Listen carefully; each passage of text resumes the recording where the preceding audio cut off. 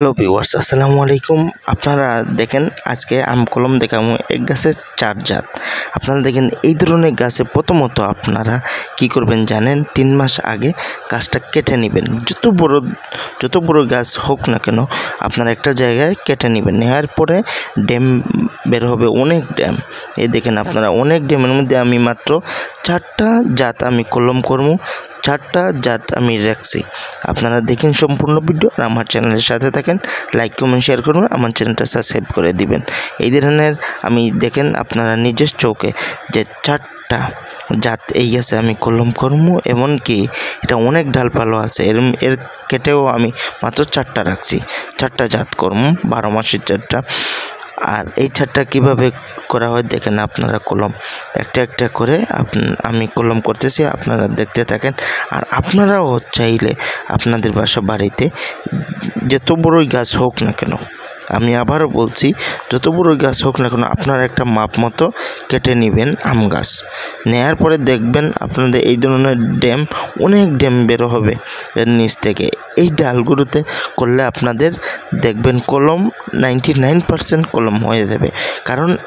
কারণ কি জানেন, কারণ হইল এই ডালের মাঝে যে আটাটা আছে, আমরা অনেক সময় চামড়া তো করতে পারি, কিন্তু চামড়া করা মিস্টেক হয়। কারণ এই যে কোষটা যেটা সে জোড়া নেবে, সেই আটাটা কিন্তু এই যে কসমা একটা ডালও প্রচুর পরিমাণে থাকে। আপনারা দেখবেন গাছের ডাল কাটার পরে অনেক কোষ বের হয়, প্রচুর পরিমাণে এই কোষটা থাকে এই যে ছোটো ডালে।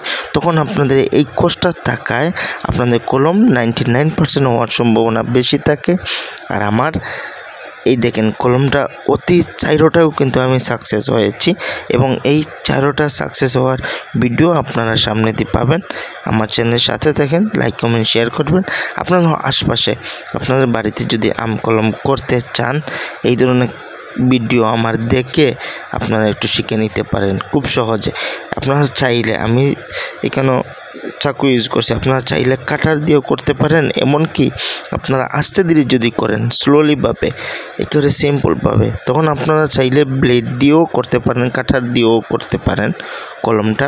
এই ধরনের চাকুর দরকার নেই, আপনারা চাইলে ব্লেড দিয়েও করে নিতে পারেন খুব সহজে। দেখেন আস্তে ধীরে করবেন এই ধরনের কাজ, আপনারা নিজেরা উড়াতাড়া করবেন না।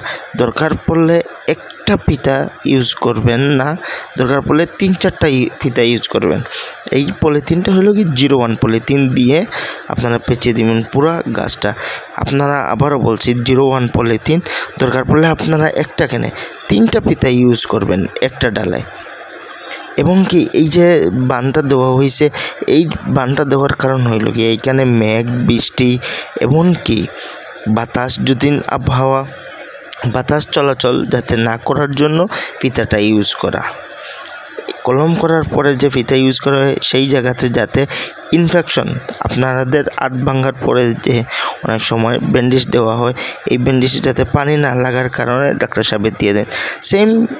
সেমভাবে আপনারা এইখানে পলিথিন ইউজ করবেন, এই কারণে এখানে যে হাওয়া বাতাস পানি যাতে না থাকে, এর কারণে এই ফিতাটা ইউজ করা।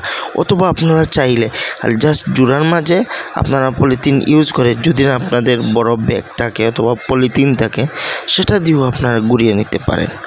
আপনারা এই ধরনের কলম আমার দেখে নিন, দেখে আপনারা অনেক কম সময়ে, আর এটার ফলন আপনারা যদি মনে করেন এক গাছে 4 জাত আমার হয়েছে, এবং 10এও আজ পর্যন্ত এক গাছে আমি 10 জাত কলম করেছি, এই 10 জাতে ফলন আসছে আমার কাছে।